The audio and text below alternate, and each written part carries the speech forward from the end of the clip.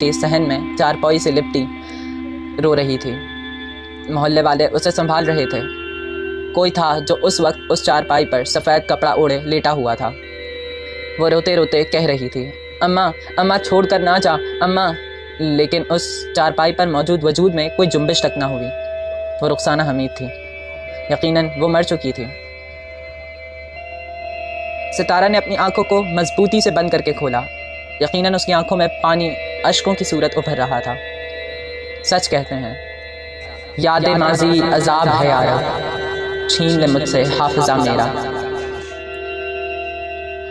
ماضی کا ناگ ایک ایسا ناگ ہے جس کا سر اگر وقت پہ نہ کچلا جائے تو وہ مستقبل کی راہوں میں کسی نہ کسی وقت ہمیں ضرور ڈستا ہے، اور اس کے ڈسنے سے جو زہر پھیلتا ہے وہ ہماری ماضی کی یادوں کو جنم دیتا ہے۔